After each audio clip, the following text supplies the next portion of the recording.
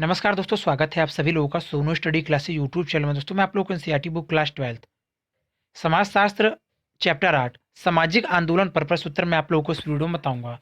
प्रश्न नंबर 1, एक ऐसे समाज की कल्पना कीजिए जहां कोई सामाजिक आंदोलन न हुआ हो। चर्चा करें, ऐसे समाज की कल्पना आप कैसे करते हैं, इसका भी आप वर्णन कर सकते हैं। उत्तर स्वयं करें। प्रश्न नंबर 2, निम्न पर लघु टिप्पणी लिखें। महिलाओं के आंदोलन, जनजातीय आंदोलन। उत्तर, महिलाओं के आंदोलन। 20वीं सदी के प्रारंभ में महिलाओं के कई संगठन सामने आए, जिनमें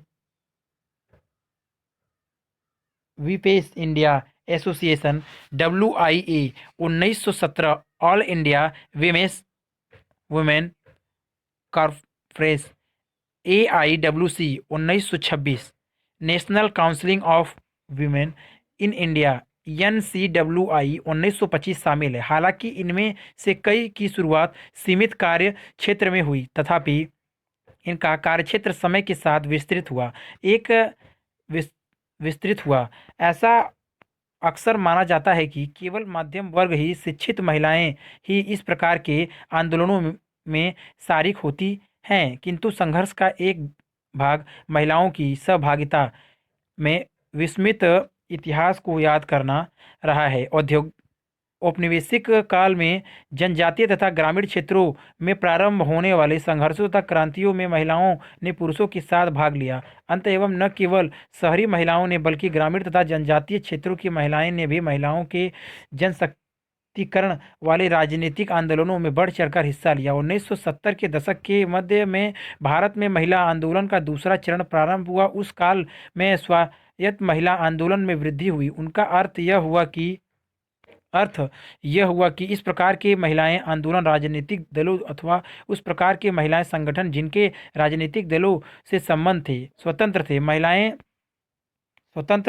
थे। शिक्षित महिलाओं ने सक्रियता पूर्वक जमीनी राजनीतिक में हिस्सा लिया। इसके साथ ही उन्होंने महिला आंदोलनों को भी प्रोत्साहन किया। महिलाओं से संबंधित नए मुद्दों पर अब ध्यान केंद्रित किए जाने लगे, जैसे महिलाओं के ऊपर हिंसा, विद्यालयों में फॉर्म पर पिता तथा माता दोनों के नाम, कानूनी परिवर्तन जैसे भूमि अधिकार, रोजगार, दहेज तथा लैंगिक प्रताड़ना के विरुद्ध अधिकार इत्यादि इनके उदाहरण हैं। मथुरा बलात्कार कांड 1978 तथा माया त्यागी बलात्कार कांड 1980 दोनों के ही खिलाफ व्यापक आंदोलन हुए। अतः एवं यह बात की स्वीकार की गई कि महिलाओं के आंदोलनों को लेकर भी विभिन्नता रही है। महिलाएं विभिन्न वर्गों से संबंध होती हैं, अतः इनकी आवश्यकताएं एवं चिंताएं भी अलग अलग होती हैं। जनजातीय आंदोलन, अधिकांश जनजातीय आंदोलन मध्य भारत के तथाकथित जनजातीय बेल्ट बेल्ट में स्थित रहे हैं, जैसे स्थल, ओराव तथा मुंडा, जो कि छोटा नागपुर तथा स्थल परगना में स्थित है। झारखंड के सामाजिक आंदोलनों के करिश्माई नेता बिरसा मुंडा थे, जो एक आदिवासी थे तथा जिन्होंने अंग्रेजों के विरुद्ध एक बड़े विरुद्ध विद्रोह का नेतृत्व किया। उनकी स्मृतियां अभी भी जीवित हैं तथा भावी पीढ़ी के लिए प्रेरणा का स्रोत है। जनजातीय के एक शिक्षित मध्यम वर्ग प्रदान करने का श्रेय ईसाई मिशनरियों को जाता है। इस शिक्षित वर्ग ने अपनी जातिगत जागरूकता, अपनी पहचान, संस्कृति तथा परंपराओं को विकसित किया। दक्षिण बिहार के अधिकारियों आदिवासियों को अलग अलग कर दिए जाने का बोध हुआ। उन्होंने अपने सामान्य प्रतिनिधि दिनकू, प्रवासी व्यापारियों तथा महाजनों को माना। सरकारी पदों पर विराजमान आदिवासियों ने एक बौद्धिक नेतृत्व का विकास किया तथा पृथक राज्य के निर्माण में चलाए जा रहे आंदोलन को गति प्रदान किया।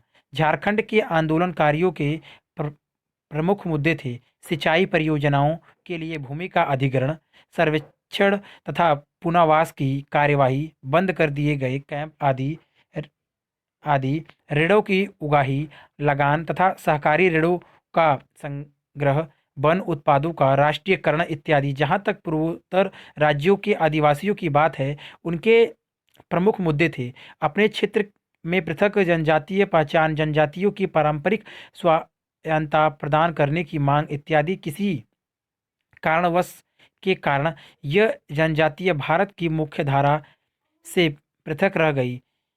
इस खाई को पाटने की आवश्यकता है। जनजातियों को कैसे अधिकार प्रदान किए जाएं जो उन्हें अपनी सांस्कृतिक संस्थाओं को बनाए रखने तथा शेष भारत के साथ जुड़ने में मददगार साबित हो।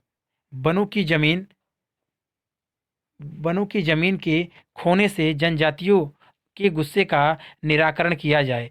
इस प्रकार से जनजातीय आंदोलन सामाजिक आंदोलनों का एक अच्छा उदाहरण है। इनमें कई मुद्दे शामिल हैं, जैसे आर्थिक, सांस्कृतिक, पारिस्थितिकीय आदि। पूर्व में कई पूर्वोत्तर क्षेत्रों ने भारत से अलग रहने की प्रवृत्ति का प्रदर्शन किया था, किंतु उन्होंने एक संतुलित दृष्टिकोण अपनाया है, जहां भारतीय संविधान के ढांचे में अपनी पृथक स्वायत्तता की मांग की है।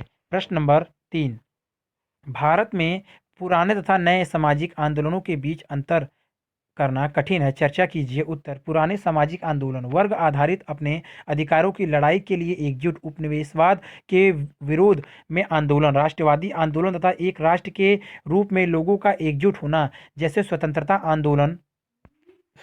आंदोलन, राष्ट्रीय आंदोलन जिसने विदेशी शक्तियों तथा विदेशी पूंजी के विरोध में सक्रियता दिखाई, मुख्यतः साधन संपन्न तथा शासनीय वर्गों के बीच संघर्ष से संबंधित। मुख्य मुद्दा शक्तियां का पुनर्गठन, अर्थात शक्तियों पर नियंत्रण कर उसे शक्तिमान लोगों से छीनकर शक्तिहीन लोगों को देना। श्रमिकों ने पूंजीपतियों के विरुद्ध गतिशीलता दिखाई, महिलाओं का पुरुषों के प्रभुत्व के प्रति संघर्ष आदि। राजनीतिक दलों के संगठनात्मक ढांचे के अंदर क्रियाकलाप, जैसे भारतीय राष्ट्रीय कांग्रेस ने राष्ट्रवादी आंदोलन का नेतृत्व किया, कम्युनिस्ट पार्टी ऑफ चीन ने चीनी क्रांति का नेतृत्व किया। राजनीतिक दलों की भूमिका की ही प्रधानता रहती थी तथा गरीब लोगों की बातें प्रभावपूर्ण तरीके से नहीं सुनी जाती थी। इनका प्रबंध सामाजिक असमानता तथा संसाधनों के आसपास असमान वितरण को लेकर था तथा इन आंदोलनों के यही प्रमुख तत्व हुआ करते थे। नए सामाजिक आंदोलन द्वितीय विश्व युद्ध के बाद के दशकों में 1960-1970 के दशक के मध्य प्रकाश में आए। इन आंदोलनों न केवल संकीर्ण वर्गीय मुद्दों को उठाया, बल्कि एक बड़े सामाजिक समूहों के विस्तृत तथा सर्वव्यापी मुद्दों को भी अपने आंदोलनों में शामिल किया। अमेरिका की सेना वियतनाम के खिलाफ खूनी खेल में संलिप्त थी। पेरिस में विद्यार्थियों ने श्रमिकों के दल की हड़तालों में सम्मिलित होकर युद्ध के खिलाफ अपना विरोध जतलाया। अमेरिका में मार्टिन लूथर किंग के द्वारा नागरिक अधिकार आंदोलन चलाया गया। अश्वेत शक्ति आंदोलन, महाशक्तियों के आंदोलन, पर्यावरण संबंधित आंदोलन, शक्तियों के पुनर्गठन के बजाय जीवन स्तर के सुधार पर अधिक जोर, जैसे सूचना का अधिकार, पर्यावरण की शुद्धता इत्यादि। इस तरह के आंदोलन लंबे समय तक राजनीतिक दलों की छतरी के तले रहना पसंद नहीं करते। इसके बजाय नागरिक सामाजिक आंदोलनों से जुड़कर गैर सरकारी संगठनों का निर्माण किया जाता है। ऐसा माना जाता है कि गैर सरकारी संगठन अधिक सक्षम, कम भ्रष्ट तथा स्वतंत्र होते हैं। भूमंडलीयकरण, लोगों की प्रतिबद्धता को आकार देना, संस्कृति, मीडिया, पारराष्ट्रीय कंपनियों, विविध व्यवस्था, अंतर्राष्ट्रीय। इस कारण से कई सामाजिक आंदोलन अब अंतर्राष्ट्रीय स्वरूप ग्रहण कर चुके हैं। आवश्यक तत्व: पहचान की राजनीतिक, सांस्कृतिक समग्रता, आकांक्षाएं।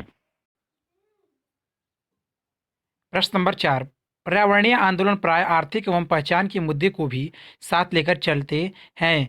विवेचना कीजिए। उत्तर: चिपको आंदोलन पारिस्थितिकीय आंदोलन का एक उपयुक्त उदाहरण है। यह मिश्रित हितों तथा विचारधाराओं का अच्छा उदाहरण है। रामचंद्र गुहा अपनी पुस्तक व्हाइट बोट्स में कहते हैं कि गांववासी अपने गांवों के निकट के और तथा रेडेडोन के जंगलों को बचाने के लिए एक साथ आगे आए। जंगल के सरकारी ठेकेदार पेड़ों को काटने के लिए आए तो गांववासी, जिनमें बड़ी संख्या में महिलाएं शामिल थी। आगे बढ़े और कटाई रोकने के लिए पेड़ों से चिपक गईं। गांववासी इधर ईंधन के लिए लकड़ी, चारा तथा अन्य दैनिक आवश्यकताओं की पूर्ति के लिए जंगलों पर निर्भर थे।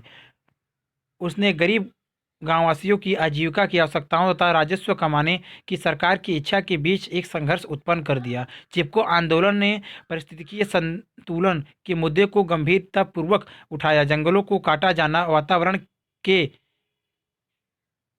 विध्वंस का सूचक है, क्योंकि इससे संबंधित क्षेत्रों में बाढ़ तथा भूस्खलन जैसी प्राकृतिक विपदाओं का खतरा रहता है। इस प्रकार से अर्थव्यवस्था, पारिस्थितिकीय तथा राजनीतिक प्रतिनिधित्व की चिंताएं चिपको आंदोलन का आधार थी। प्रश्न नंबर 5, कृषक कृषक एवं नव किसानों के आंदोलनों के बीच अंतर स्पष्ट कीजिए। उत्तर। नंबर 1, किसान आंदोलन औपनिवेशिक काल से पहले शुरू हुआ। यह आंदोलन 1858 तथा 1914 के बीच स्थानीयता, विभाजन और विशिष्ट शिकायतों से सीमित होने की ओर प्रवृत्त हुआ। कुछ प्रसिद्ध आंदोलन निम्नलिखित हैं। 1859 की बंगाल में क्रांति, जो कि नील की खेती के विरुद्ध था। 1857 का दक्कन विद्रोह, जो कि साहूकारों के विरोध में था। बारदोली सत्याग्रह, जो कि गांधी जी द्वारा प्रारंभ किया गया तथा भूमि का कर न देने से संबंधित आंदोलन था। चंपारण सत्याग्रह 1817 से 1818, यह नील की खेती के विरुद्ध आंदोलन था। तिभागो आंदोलन 1946 से 1947, तेलंगाना आंदोलन 1946 से 1951। नंबर 2, नया किसान आंदोलन 1970 के दशक में पंजाब तथा तमिलनाडु के प्रारंभ हुआ। इसकी प्रमुख विशेषताएं निम्न थी। यह आंदोलन क्षेत्रीय स्तर पर संगठित थे। आंदोलन का दलों से कोई लेना देना नहीं था। इन आंदोलनों में बड़े किसानों की अपेक्षा छोटे छोटे किसान हिस्सा लेते थे। प्रमुख विचारधारा कड़े रूप में राज्य तथा नगर विरोधी, मांग का केंद्र बिंदु, मूल्य आधारित मुद्दे। अगर वीडियो अच्छी लगी तो वीडियो को लाइक करें, शेयर करें, कमेंट करें और नेक्स्ट वीडियो के लिए चैनल को सब्सक्राइब जरूर करें। Thank you for watching.